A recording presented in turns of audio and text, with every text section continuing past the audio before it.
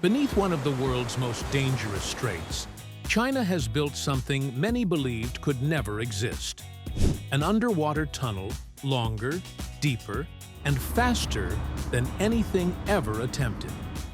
Experts are calling it a structure that defies physics and a living machine that bends the rules of pressure, motion, and time itself.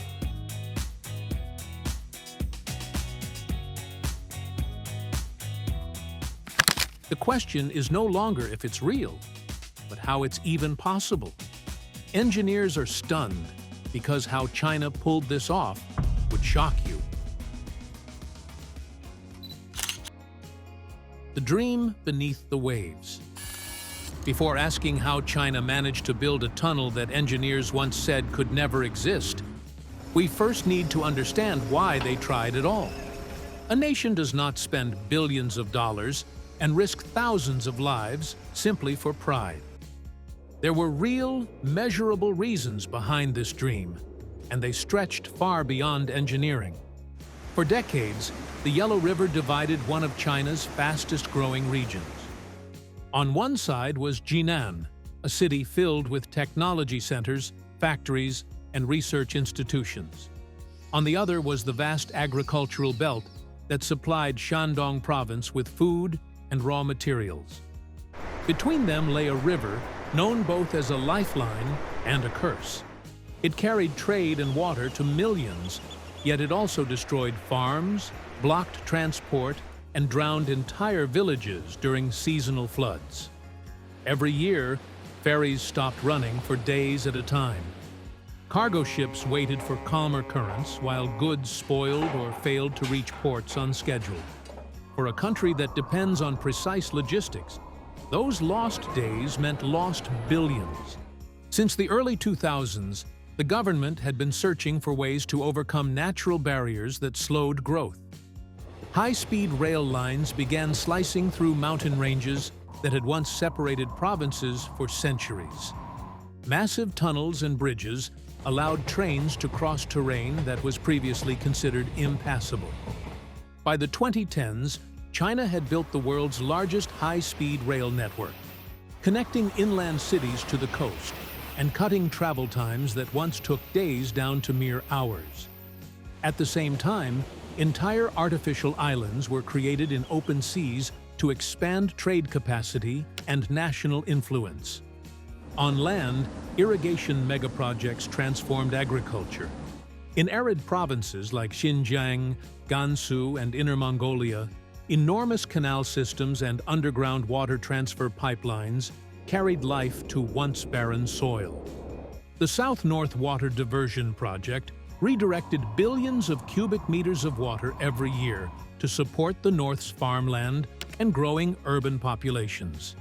Each success raised a larger question. If mountains, deserts, and oceans could be overcome, then what about the Yellow River?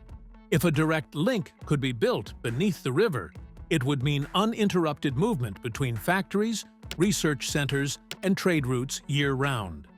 Such a project would not only solve an economic problem, but also mark a turning point in how humans interacted with one of the most unpredictable natural forces on Earth. Against all odds, China embarked on the mission. Step by step, the idea evolved from a fantasy into a challenge, and now it's one of China's greatest achievements.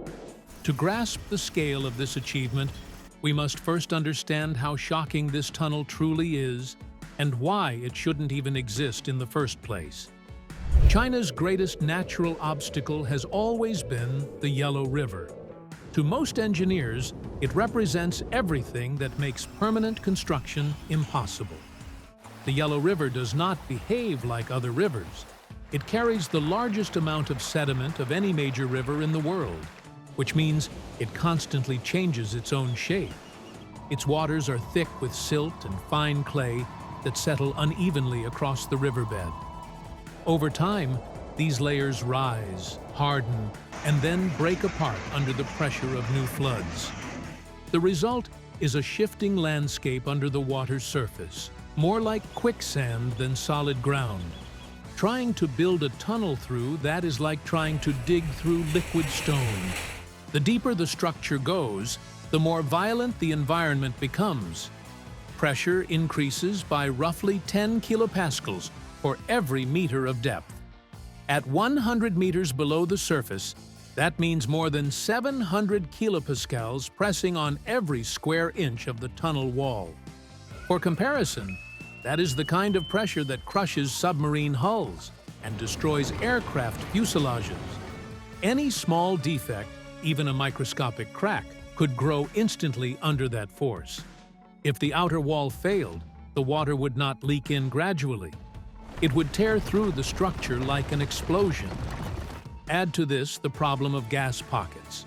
Underneath the riverbed, ancient organic material trapped for millions of years continues to release methane. When drilling equipment pierces those pockets, gas can ignite or displace air, creating deadly vacuum zones. In 2010, a similar event near the Yellow River killed several workers during a bridge foundation project, reminding engineers that this river does not forgive mistakes.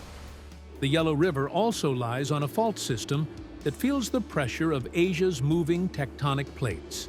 Microtremors occur frequently. They are too small for people to notice, but strong enough to shift sediment layers. Over time, this movement can twist or compress any underground structure. Sensors and electronic systems fail quickly in such conditions. Even small tunnels used for utility cables require constant maintenance to stay functional.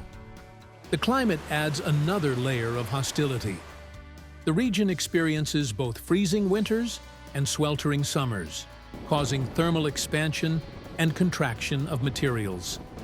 Salt content in the water accelerates corrosion. Combined with silt friction, these forces can wear away metal surfaces faster than any normal ocean environment.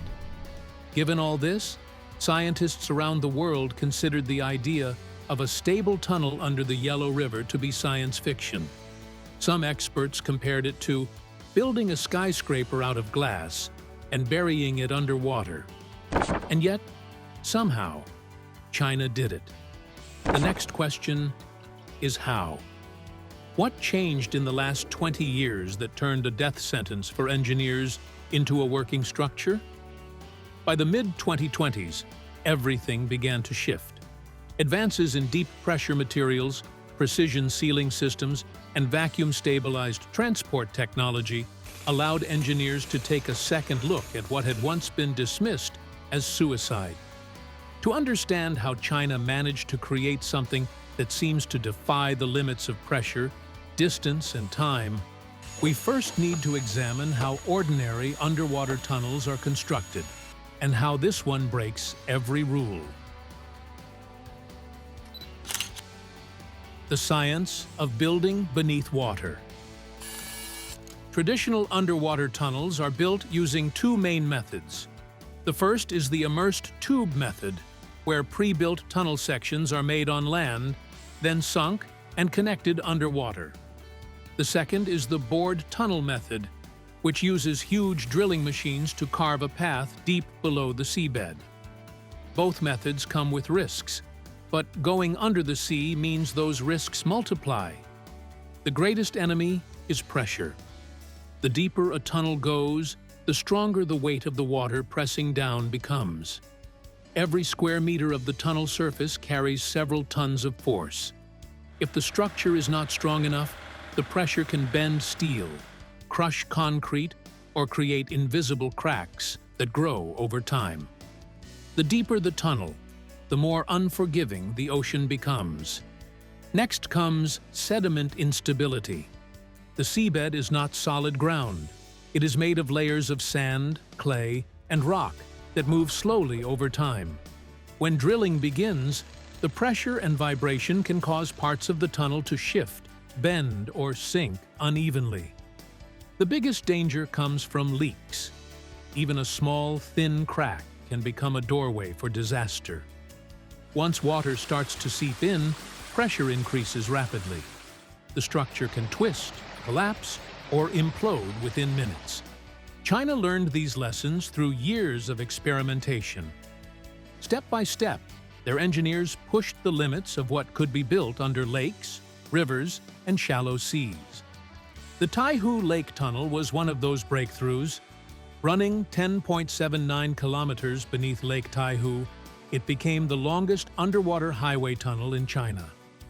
The experience taught engineers how to fight water infiltration using new sealing methods and stronger materials. They introduced sensor-based monitoring systems that tracked stress and vibration in real time. Then came the Dalian Bay Tunnel, completed in 2023.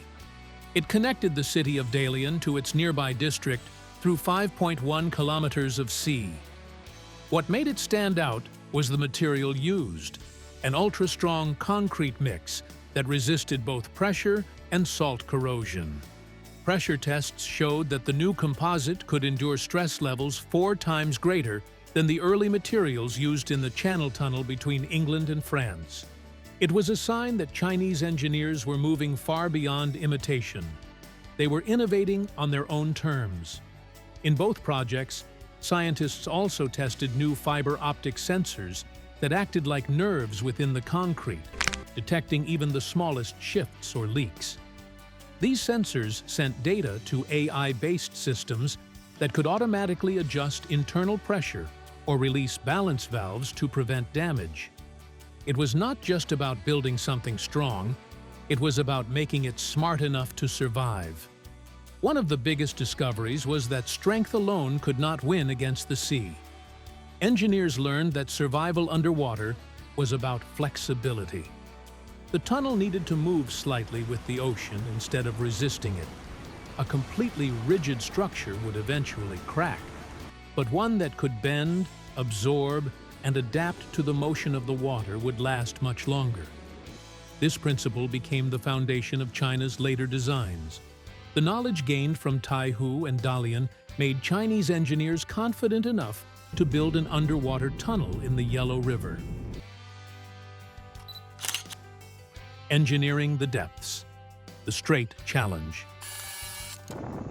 The first challenge the construction team encountered was the unstable riverbed. When the project began, teams collected more than 200 core samples from different points along the planned route. What they found was a mixed nightmare, with patches of solid bedrock surrounded by large areas of soft, quicksand-like mud. These weak spots could not hold the weight of a tunnel for long. If built directly on them, parts of the structure would slowly sink or tilt over time. The only way forward was to build a stable base where none existed. To do that, engineers created multi-layered foundations beneath the tunnel's lowest points. These foundations were not stiff slabs of concrete like those used in normal tunnels. Instead, they were designed to flex slightly with the riverbed's natural movement, letting the tunnel breathe rather than break. This new design acted almost like a living spine, firm but able to bend under stress without losing shape. Next came digital mapping. Engineers used advanced 3D seismic radar to scan deep below the riverbed. This technology could detect even small cracks or microfaults that could later trigger collapse. Every meter of the tunnel path was recreated in a virtual model. Then, it was tested in thousands of simulated conditions, from wave surges to undercurrents and earthquakes. These simulations showed how each tunnel segment would behave under extreme forces. If one design showed weakness, it was modified before any real construction began. This digital-first approach saved years of testing and prevented costly real-world failures. The riverbed itself also needed help. In several unstable zones, construction teams poured layers of gravel infill into the mud to make the ground firmer.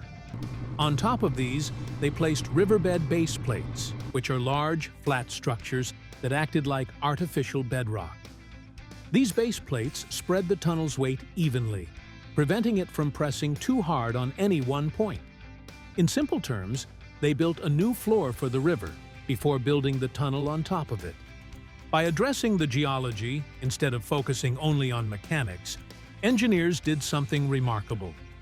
They turned one of Earth's most unstable environments into a controlled, predictable space. Instead of being limited by the riverbed, they reshaped it to fit their needs. Even the river's own motion was used to their advantage. Flexible joints were added between tunnel segments, allowing the structure to sway gently with undercurrents instead of cracking from them. Each section was designed to adjust itself slightly, like a long metal snake resting calmly on the moving river floor. This approach of building with the river instead of against it changed everything. Step by step, China turned the impossible into something measurable. But to build something so deep and long, they would need materials that behave unlike anything used before. And this is where China outdid itself by reinventing matter. Reinventing matter. Materials beyond limits. Traditional materials would reach their breaking point in the river, so Chinese engineers had to start from scratch, as the pressures beneath the Yellow River were too great for normal concrete or steel. So the project team began experimenting with new forms of matter in the form of materials built at the microscopic level to survive what no human-made structure ever had. The first major breakthrough was graphene-reinforced concrete. By fusing carbon nanostructures with cement, engineers created a compound that was both light and incredibly strong. Graphene, a single layer of carbon atoms, is hundreds of times stronger than steel. When mixed into concrete, it gave the tunnel walls extreme resistance to both pressure and corrosion. This meant the tunnel could endure immense force from deep water without being eaten away by salt or time. But strength alone wasn't enough. The tunnel also had to handle stress that changed by the hour from pressure spikes from currents, tiny seabed shifts, and the constant pull of tides. For that, the team developed memory alloys, special metals that bend slightly when stressed, and return to their exact shape once the force passes. This allowed the tunnel to flex naturally under pressure instead of cracking. Inside the structure, engineers hid an invisible network of microsensors. These sensors are smaller than grains of sand, but can detect even the smallest signs of weakness. If a hairline crack formed, the system triggered tiny polymer gel reservoirs inside the concrete walls. These gels flowed into the crack, hardened on contact with water, and sealed the area before the damage could spread. In effect, the tunnel walls could repair themselves like a true self-healing system. Temperature was another threat. Deep underwater, heat levels stay steady, but machinery and train movement inside the tunnel could cause small bursts of warmth. Over time, those could make metal expand and joints misalign. To prevent that, the walls were coated in multi-layer thermal insulation that kept the internal temperature almost constant, no matter the activity inside. Tests on the completed materials showed remarkable results. Sections of wall were placed in chambers simulating deep-sea pressure, reaching up to 1,000 kilopascals. The samples stayed stable even after repeated cycles of compression and vibration. That meant the tunnel could survive conditions equal to some of the deepest ocean trenches on Earth. Each material was designed not to resist the river, but to adapt to it. With the impossible materials ready, the next step was to put them in place beneath a restless sea. The construction miracle.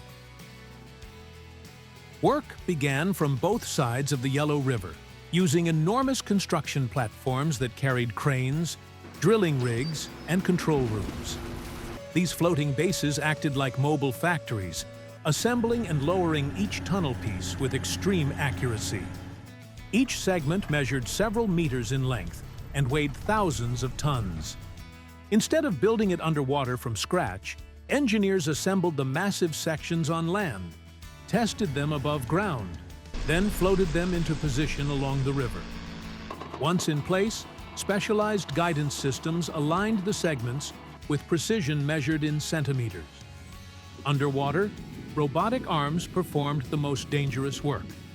They locked each segment together using heavy-duty mechanical seals built to withstand crushing pressure. Teams of divers and technicians monitored every movement from control stations above, checking pressure gauges and data streams that updated by the second. Once a section was locked, workers added several layers of protection, such as high-density composites and corrosion-resistant coatings, to guard against the Yellow River's abrasive mud, mineral-rich water, and constant vibration. This same protective layer added weight, keeping the tunnel anchored against the shifting currents below. Because so many steps happened underwater, controlling air pressure was critical. Engineers used powerful pump systems to stabilize pressure inside each sealed chamber. If one pump failed, another immediately took over to prevent collapse or implosion. The system was automated, but it still depended on human vigilance. Technicians worked 12-hour rotations, performing manual checks on every valve and pressure meter, knowing that a single oversight could destroy months of progress. Nature never made the job easy. The Yellow River is unpredictable, with strong currents, unstable sediment, and frequent floods. Water levels rose and fell without warning. To manage these threats, engineers embedded thousands of sensors along the construction line. When the sensors detected movement, the control system automatically adjusted ballast tanks and anchor weights to prevent the tunnel's joints from twisting or separating. Predictive models played a vital role in keeping the operation on track. They analyzed current speeds, sediment displacement, and temperature changes every hour. When the system predicted turbulence, engineers reinforced nearby sections with temporary anchors and flexible joints before the water became rough. This approach allowed construction to continue in conditions that would normally shut down underwater work entirely. Despite these technological breakthroughs, the human cost was heavy.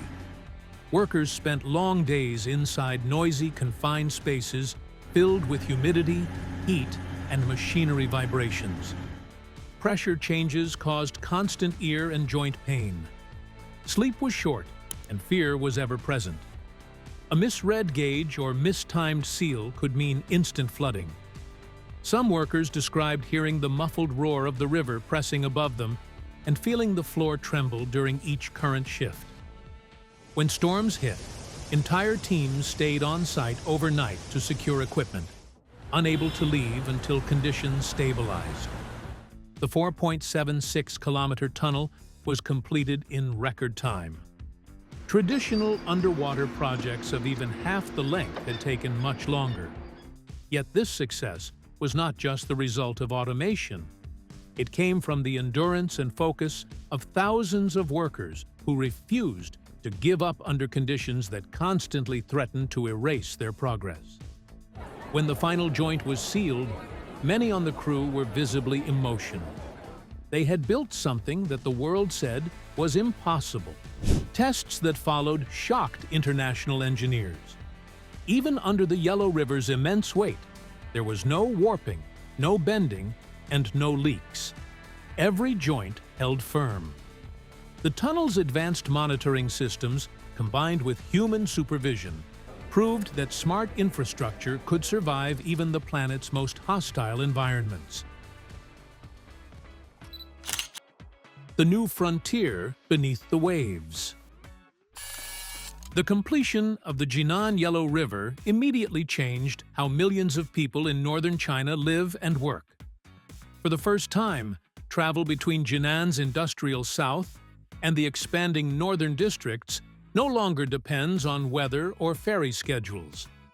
The trip that once required detours or hours of waiting now takes minutes. Factories can deliver components directly across the river without delay, and refrigerated goods move without losing freshness. This consistency in transport has cut logistics costs across Shandong province and strengthened China's export chain along the coast. For residents, the benefits are just as real. The tunnel has become a reliable route for workers, students, and emergency services.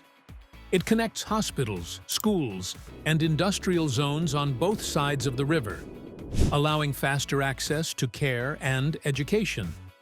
During flood season, when ferries once stopped running for safety reasons, the tunnel now keeps traffic flowing. It has become part of China's disaster response network, offering a secure route for moving people and supplies when surface conditions are too dangerous. The project has also created a new model for infrastructure safety. Its internal monitoring system collects pressure, vibration, and structural data every second. That information is shared with nearby transport control centers, allowing real-time adjustments to traffic flow and structural support. If even a small shift occurs in the riverbed, automated systems stabilize it before human operators even react. Engineers call this adaptive infrastructure, a concept that is now being tested in bridges and subway systems across China.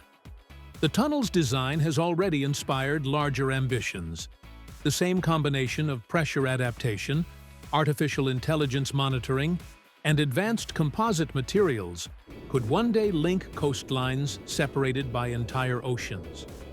Experts now discuss the possibility of subsea tunnels connecting Japan to Korea, Denmark to the United Kingdom, or even Greenland to Canada. Every proposal builds on the lessons learned in Jinan, that successful underwater structures must work with their environment instead of resisting it. But the technology's impact goes beyond transportation. It opens the door to what some scientists call the subsurface era, a new stage of civilization where energy, communication, and even habitation may shift below the surface of the Earth. The same materials and balancing systems used in the Jinan Tunnel could form undersea energy conduits, carrying clean power between nations through stable, protected routes. Shielded channels could protect communication lines from storms or sabotage. Future research stations and underwater habitats could maintain safe internal pressure and oxygen levels using systems modeled after the Jinan design. What do you think about this project? Comment down below.